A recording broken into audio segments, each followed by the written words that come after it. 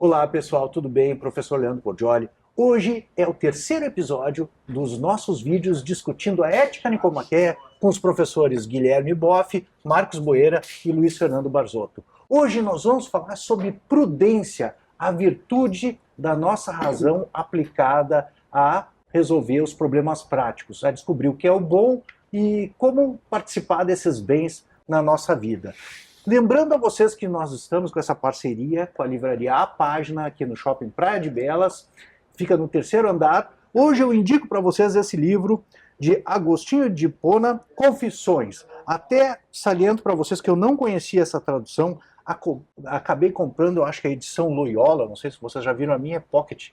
Meu Deus, era desse tamanho, foi um sacrifício para ler. Tive que comprar e-book porque era muito pequenininha, né? E achei essa edição aqui da Autêntica bem interessante. Não conheço a qualidade da tradução, mas é bem mais interessante de ler do que a tradução que eu li da Loyola. Então fica a indicação, está disponível aqui na livraria.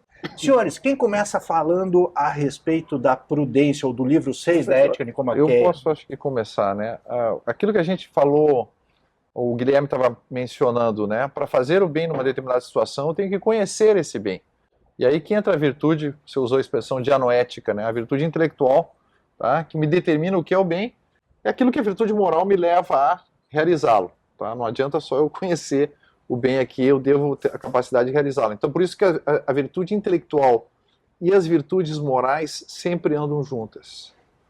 De modo que, e aí vem uma tese polêmica na interpretação do Aristóteles, eu posso ter virtudes naturais sem a prudência. Eu vou fazer o bem porque me ensinaram assim. Eu não sei quais são as razões que isso é o bem, mas me ensinaram assim e eu não tenho... no meu modo de vida, eu não tenho a prática e não sou incentivado a questionar isso. Eu não reflito sobre isso. Um exemplo, então, né, para a gente não ficar muito no abstrato aqui. O espartano ele tem a virtude natural da coragem, da fortaleza. Tá? Ele não tem a virtude moral. Por que ele não tem a virtude moral? Porque ele não sabe quais são as razões para ser corajoso dentro de uma visão da vida boa como um todo. Então ele está disposto a enfrentar o perigo? Tá. Ele não retrocede diante da batalha? Não retrocede. Mas ele faz isso pelas razões erradas, que é simplesmente para manter o domínio da sociedade sobre os povos vizinhos, por exemplo. Mas não é para a defesa da sociedade. E a própria defesa da cidade ela tem que estar dentro de uma visão do bem em geral. Por isso que o Aristóteles vai dizer, olha, o prudente sabe o que é o bem para ele e o bem para a sua comunidade, tá? Os bens específicos têm que ser integrados pela prudência dentro do bem geral, tá bem? Não, perfeito. Inclusive, professor, eu estava pensando, crianças podem agir de modo temperante, ou de modo corajoso, ou de modo justo, mas não necessariamente tem a virtude da coragem, da temperança. Então, há algo que diferencia a posse da virtude, o desenvolvimento da virtude, da coragem, temperança ou justiça, do que o mero agir de modo corajoso, justo ou temperante acidentalmente, né? Então, e o que faz exatamente é o conhecimento do bem através da filosofia ética? O que dá esse pulo? Por exemplo, o Spoldaios, né? A pessoa madura, ela já detém a virtude da coragem, da justiça ou da temperança, ou ela deve fazer um estudo filosófico? O que dá esse passo da virtude ou da... Tipo assim, eu acho que até a primeira natureza e a segunda natureza, né? A primeira natureza, o cara pode nascer com inclinações corajosas, mas ele pode mudar através do hábito essas naturezas, né? Por exemplo, o que faz passar de uma mera inclinação, que mesmo a criança pode ostentar, para algo que é... E acho que isso o senhor já deu uma pista aí, acho que é o tema, né? Que tem a ver com a racionalidade. Agora, em que ponto que nem eu disse, estudar ética, para saber o porquê aquilo é correto, é necessário para que isso seja uma virtude, ou a mera racionalidade, uma pessoa prudente que não fez um estudo de ética, já é capaz de tornar essa disposição habitual, sendo, né, redundante, mas esse hábito, uma virtude, ou um vício, no caso oposto. Eu acho que é a preocupação de tomada de consciência do fim, né? eu meramente agir porque eu fui ensinado assim, não tenho nenhuma reflexão sobre por que eu estou fazendo aquilo. Agora, se eu tenho uma tomada de consciência de qual o fim que me leva a agir dessa maneira, por alguma razão, quando eu indago sobre o fim, aí eu conjugo a minha agir assim por tal razão. Né? Por que eu ajo assim? Por que eu devo fazer isso? Me ensinaram que isso é certo. Parece ser certo, mas por que é certo? Né? Por que fazer o outro que faz lá daquele outro jeito que está errado? Por que está errado? Né? Então, essa preocupação que me leva a esse tipo de eu captar os limites ou os contextos concretos onde aquela minha ação está correta. Em contextos normais, né, em contextos normais, fazer determinada coisa é o correto, okay? Mas em contextos excepcionais, não. Eu só tomo essa consciência do limite do meu modo regular de ação, né, à medida que eu indago sobre o fim, né, à medida que eu indago sobre o fim, eu sei que aquela ação é correta por tal razão, tá? Em razão desse fim.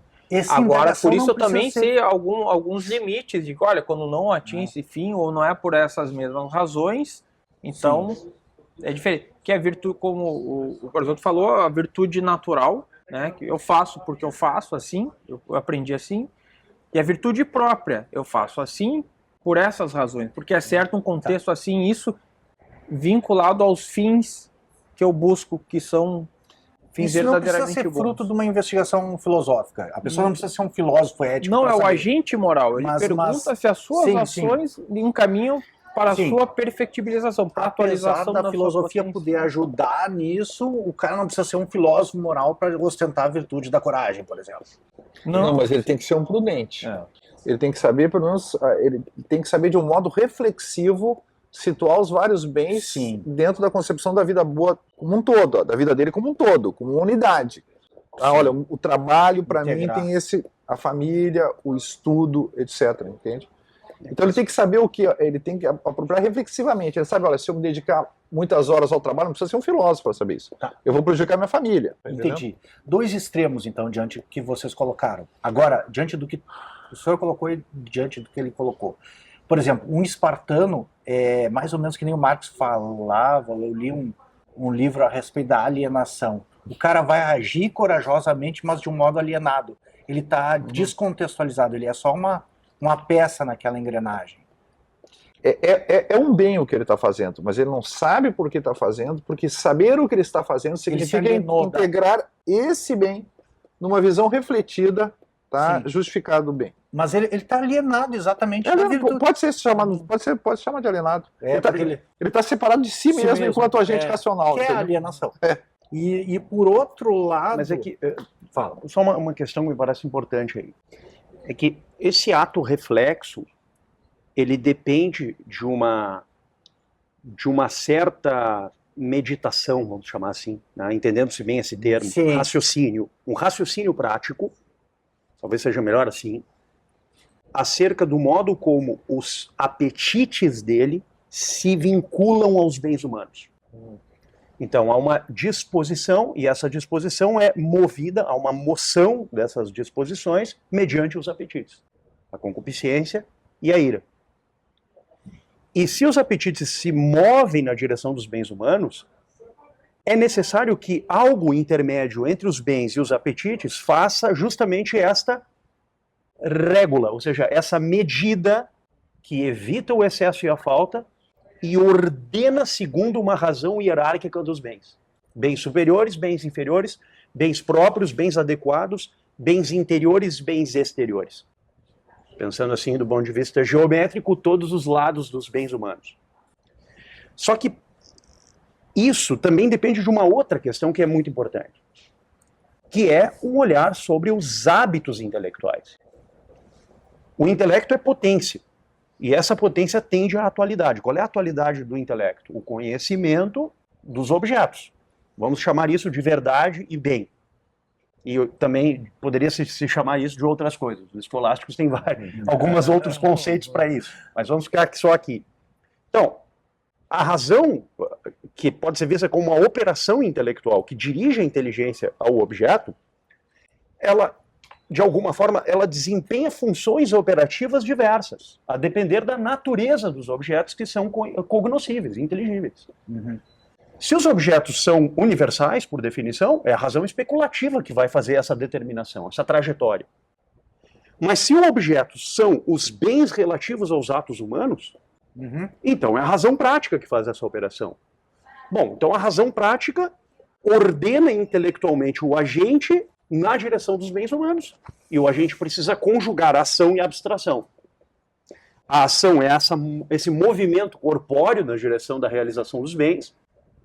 E a abstração é esse juízo prático que se estabelece sobre o que está dentro da medida e o que está fora. E qual é a virtude intelectual que aperfeiçoa essa ciência da fronteira entre o que é medida e o que não é medido? É a frônesis, a reta razão do agir, que é a prudência. Então a prudência é esse hábito intelectual que diretamente toca as demais virtudes práticas, as virtudes éticas, porquanto ela, a prudência, pode ser vista também como, vamos chamar assim, a mãe de todas as virtudes. Um autor escolástico, Alberto Magno, chamou isso de seminus virtus, a semente de todas as demais virtudes éticas. Né? Porque sem a prudência não há nenhuma outra virtude ética que possa ser, digamos, habitualmente realizada nos atos humanos.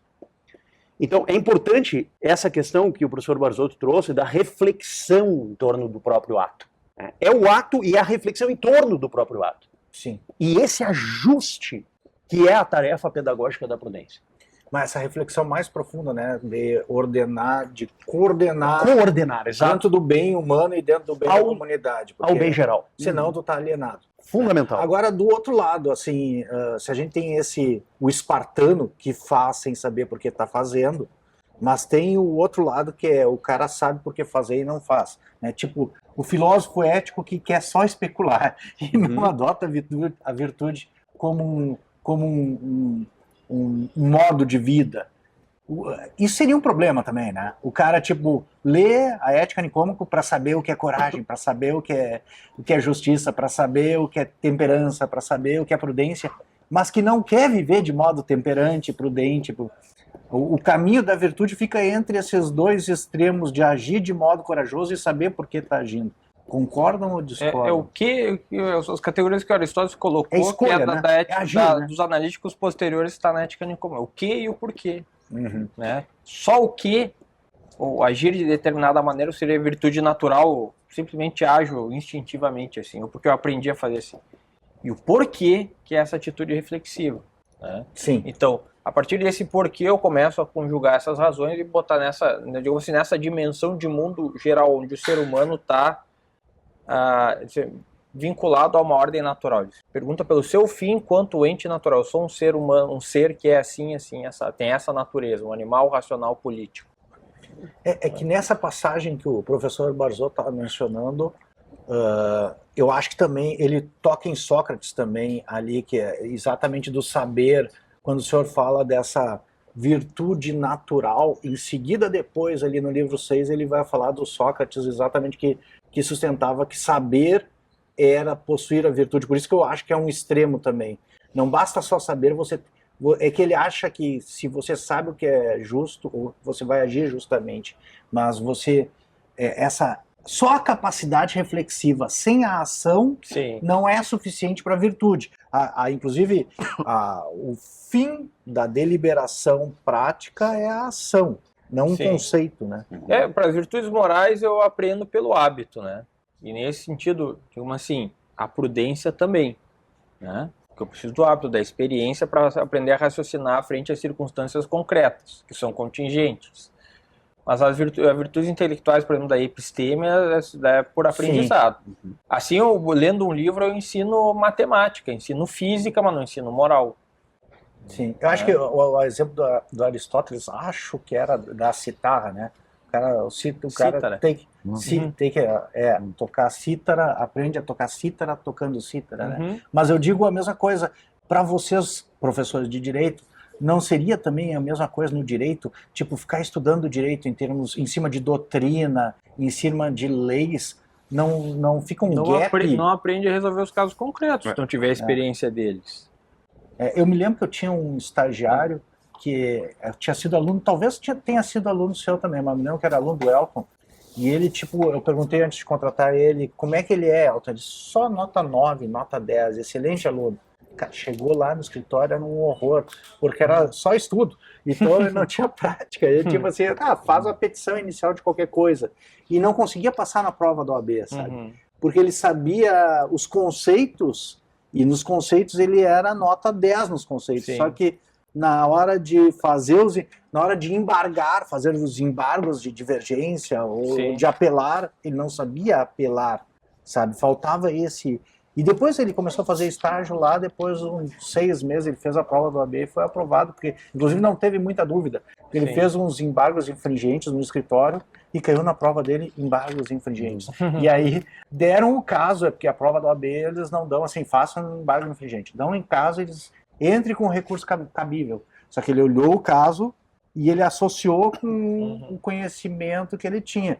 Óbvio, né, que para você saber fazer os embargos infringentes é importante você saber o que é um embargo infringente. Sim. Mas saber o que é um embargo infringente não é saber fazer os embargos infringentes. As virtudes para vocês, em termos de coragem... É que nem aprender a falar, né? A gente aprende a falar, depois tu aprende a gramática. Para aprender a falar mais perfeitamente. Também. Uma boa comparação também. Sim, né? não lê a gramática e depois vai falar a primeira palavra. Mas é importante uma coisa dentro disso. É fundamental distinguir os hábitos intelectuais, as virtudes intelectuais, né? Em razão dos seus objetos, das suas diferenças e dos sujeitos. Né? O professor Bardot trouxe antes a perspectiva do sujeito na amizade. Nas virtudes intelectuais também é importante isso. E nesse sentido, a arte e a prudência são distintas sob vários aspectos, ainda que elas possam ter certas convergências. Dizendo de um outro modo, o ato de apreender uma arte e colocá-la em execução, por exemplo, tocar a cítara, ou aprender uma arte liberal como a gramática, né, que exige, no caso, o ouvido, tá? Ou seja, como nós dispomos os sentidos para a apreensão de uma arte, e como nós dispomos os sentidos para a aquisição de um hábito como a prudência, e como isso move a nós próprios na direção de certos bens, tendo em vista essa tendência ao geral. Então, isso é muito importante também nessa questão que vocês estavam trazendo. Porque uma coisa é a educação, vamos dizer assim, tomada como um processo mediante o qual nós adquirimos certas áreas. Outra coisa é a educação no sentido moral. E outra coisa é a prática moral. Então são 3 dimensões diferentes aqui. E elas têm fundamentações também diferentes. Isso me parece importante. Sim. Como é que fica a educação moral hoje? Tipo assim, quem é responsável pela educação moral? Se há uma educação moral institucionalizada hoje? Por exemplo, a família, a igreja, o Estado, né? Dando exemplos de posições. E, por exemplo, na Grécia Antiga eles tinham muito aquela ideia da paideia de transmitir uma educação moral através de mitos, por exemplo, ou através das histórias do Homero, né? Dos Rapsódios, ficavam repetindo a Ilíada e a Odisseia, ou do Hesíodo com os trabalhos e os dias, né? E isso tinha um papel na formação moral dos cidadãos gregos, né? Como é que fica isso no dia de hoje? Me parece importante porque o que a tradição... há uma importância, né? Penso assim, o que a tradição poética grega transmitia? Ela transmitia mitos pelos mitos? Quer dizer, só os signos? Ou ela transmitia o significado profundo por meio desse instrumento chamado signo mitopoético, vamos dizer assim. Né? Sim. Me parece essa a questão.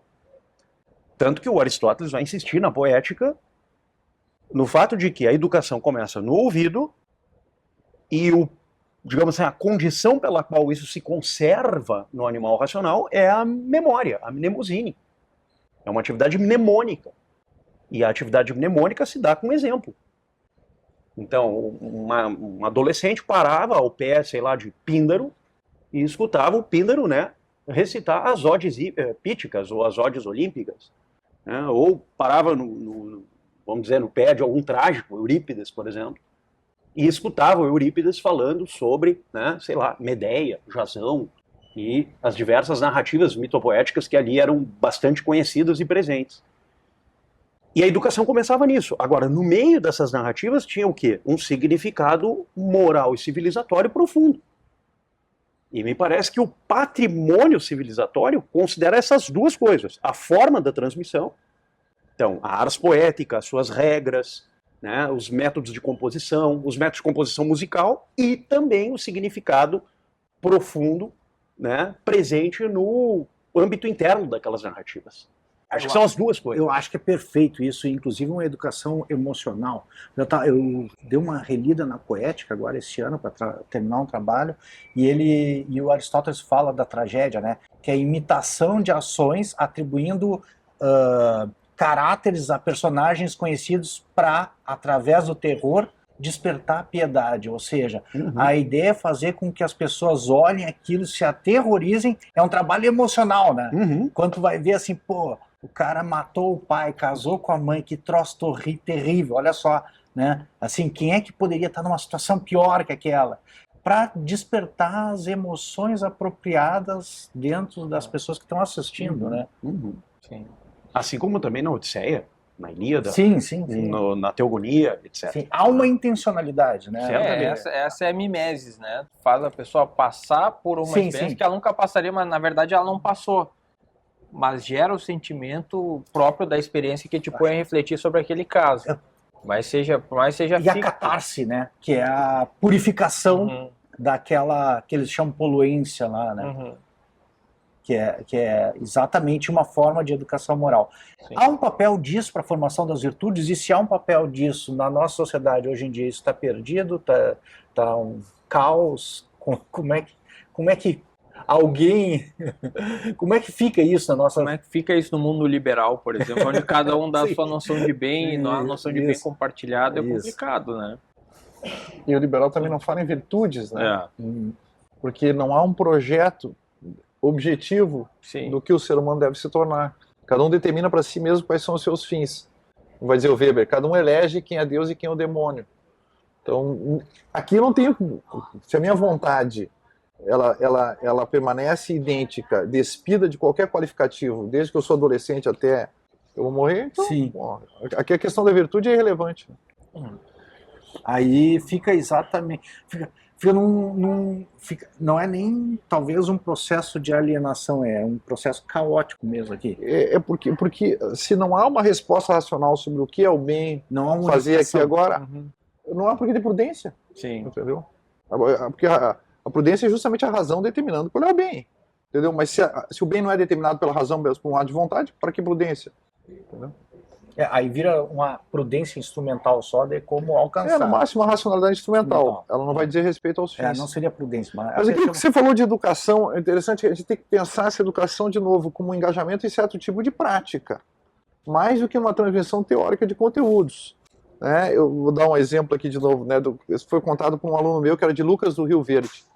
Tá? E ele disse o seguinte, no colégio municipal lá, sabe como é que as crianças, como em todo lugar, desenhavam nas classes. O pessoal da limpeza ficava uma tarde para limpar todas as classes. E o que os caras fizeram? Olha, tia, agora cada um vai limpar a sua classe. Eles traziam álcool e pano e cada um demorava 4 ou 5 minutos para limpar. O que aconteceu? Não se sujava mais. Resolveu o problema. Você pode dar 50 aulas sobre o que é educação física, o meio ambiente, etc.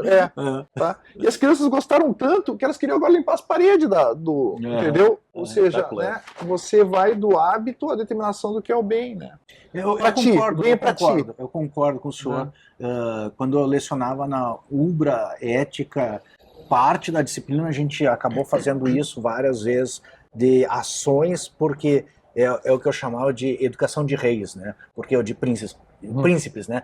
Porque você vai ver a realeza da Inglaterra volta e meia manda, quando os caras eram mais novos, mandava os príncipes para cá, para uns países assim necessitados, para eles ajudarem a fazerem caridade, ajudar os pobres, fazer um trabalho assim exatamente assistencial.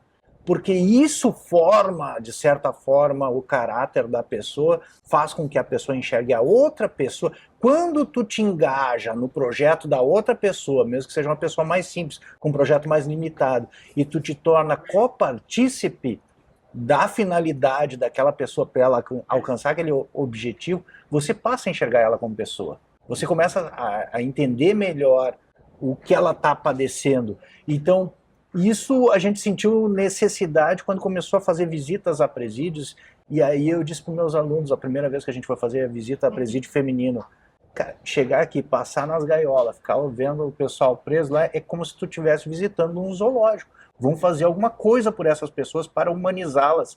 Por elas, mas também por nós, porque senão, qual é o sentido daquilo, sabe? Aí, na verdade, é um negócio degradante para quem faz uma visita dessas, para conhecer.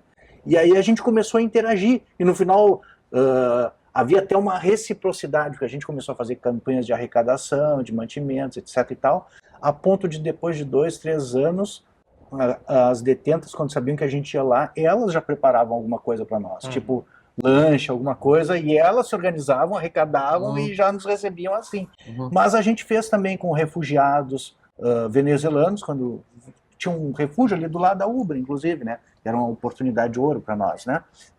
E fez com outros grupos, assim, porque exatamente me parece que a parte da educação, se você quer educar matemática, não precisa levar ninguém a um laboratório, pode usar o caderno, né? Mas parte da educação ética, e eu acho que direito entra nessa, na moral, assim, né? Entra num contexto maior, é uma educação nesse sentido, mas também depende muito de como é conduzido. Se o cara vê como um encargo, como uma punição, por exemplo, esse exemplo que o senhor viu, se pega uma criança que se revolta com aquilo e vê como uma punição e não aprende o que é, isso depende muito de como é colocado também.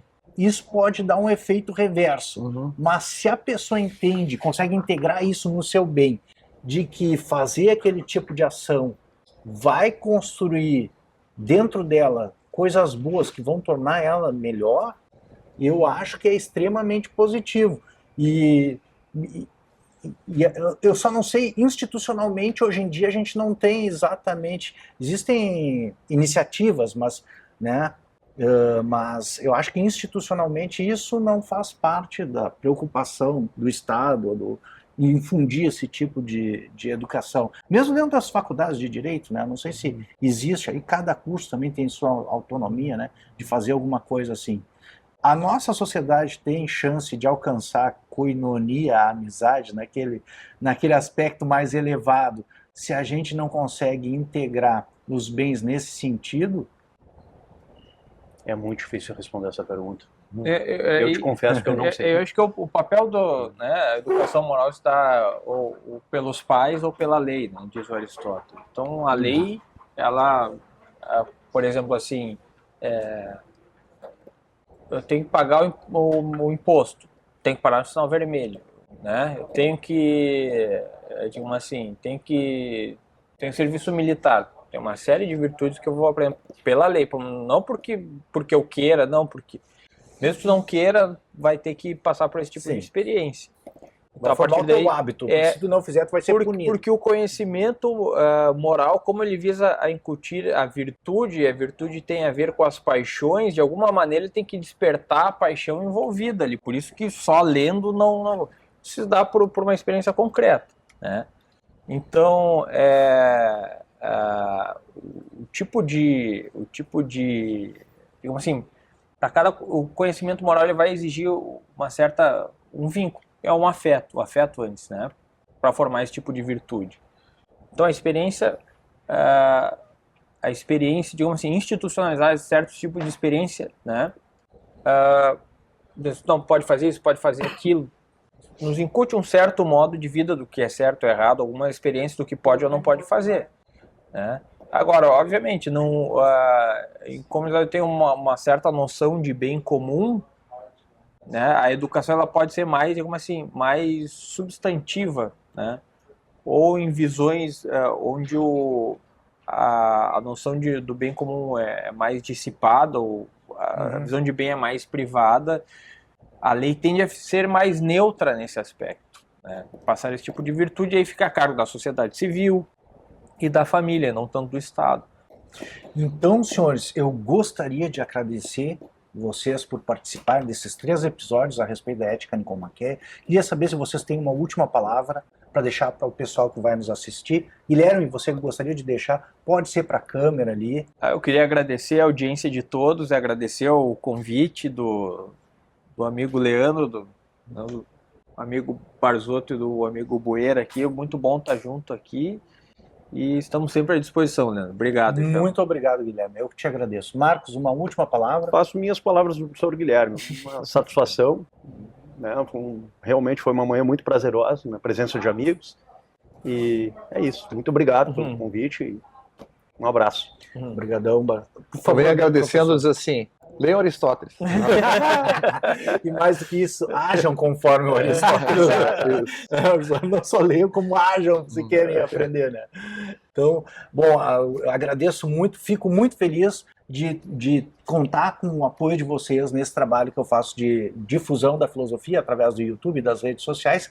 Tenho certeza que o pessoal que vai nos acompanhar vai aprender muito com essa grande aula que vocês 3 grandes professores da URGS, da Faculdade de Direito, deram para nós. Então, muito obrigado e fico muito feliz com a participação de vocês. E com isso, eu vou encerrando esse 3º episódio que nós tratamos com o professor Guilherme, o professor Marcos e o professor Luiz Fernando Barzotto a respeito da ética nicomaqueia, da felicidade, do bem humano, das virtudes, justiça, amizade e prudência. Muito obrigado pela sua audiência. Conto com você para assistir os próximos vídeos que devemos tratar a respeito da política. Um abração.